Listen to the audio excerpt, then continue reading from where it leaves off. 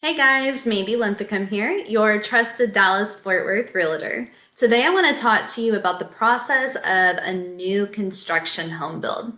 Now, we're going to talk about the large builders that you may see with the model homes and the big communities versus maybe the independent builders that do custom homes today. So I will touch on the custom home builders later on, but today we're going to focus on the large home builders. Now, the number one thing I want to go over is why you might want a realtor. Now, there's a misconception that you don't need a realtor when you build a new home because there's a sales agent at the actual model home. Now, let me tell you why. The home builder hires the sales agent to represent them. So, although they're able to answer your questions, they're not going to have your interest at heart. They're going to have the builder's interest. So having a realtor from the start is really, really important to benefit you and to help you walk through the process for your best interest. So the second thing I want to touch on is understanding cost. The costs associated with a new build are very different. So you may see a billboard as you're going down the street and it says prices starting in the low 200s. But when you get to the model home, most of the homes you're seeing are in the high 200s to the low 300s. Well, what they advertise usually is going to be the very base price. So that means no upgrades, just the base price, no premium lots, just the very beginning of where you start. So you got to factor in the base plans, lot premiums. So these are the lots that the builder considers larger or the best lots in the community. That can be an upgrade.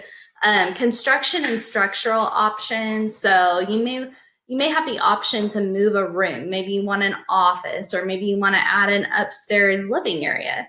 That can be an option, and quite honestly, it's usually a little bit cheaper to do it at the initial construction of the property rather than later on, but that's another cost associated with building a home. The last thing would be the cosmetic upgrades. So you're probably going to have a time that you go to the studio. And a lot of times your realtor will be able to negotiate with the builder's agent to give you an allowance. So you may get $5,000, $10,000, $15,000 allowance at the studio to add upgrades.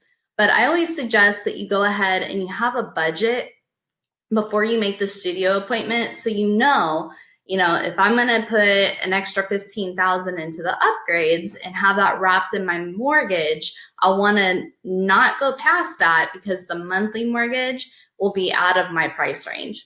So keep that in mind whenever you're building, to kind of have a budget and stick to it through the process. The third thing I want to talk about is builder negotiations. Now, this can be tricky, and it can depend, and it does really depend on the actual builder themselves. Some builders are a little more willing to negotiate, others are not. So they normally want their base price of the houses to stay about the same because it's going to affect the entire community and neighborhood.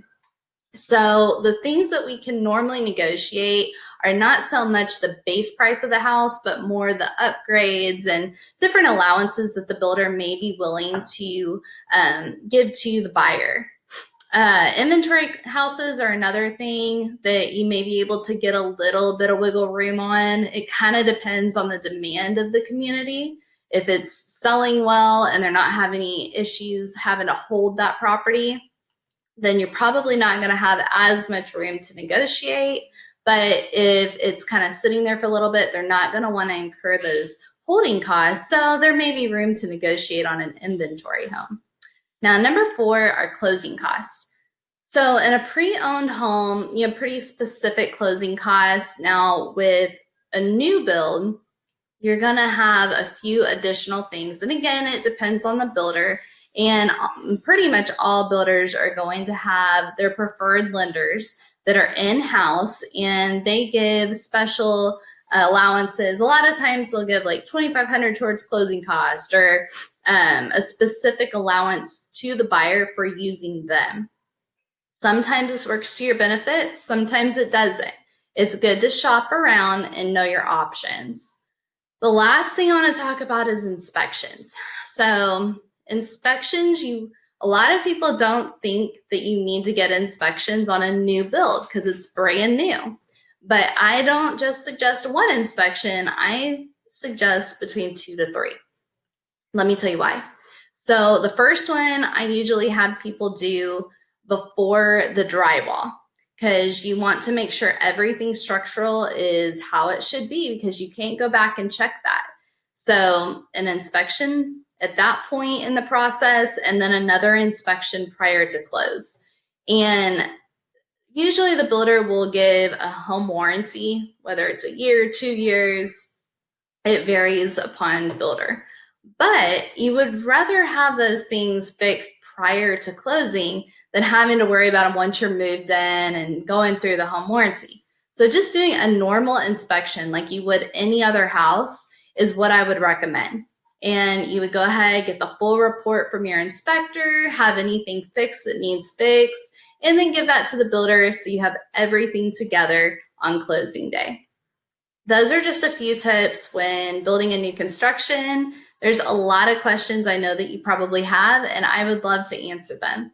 So feel free to reach out to me at any point in time, whether it be call, text, email, or follow me on Facebook and Instagram. Subscribe to this channel, and I will talk to you soon. Bye, guys.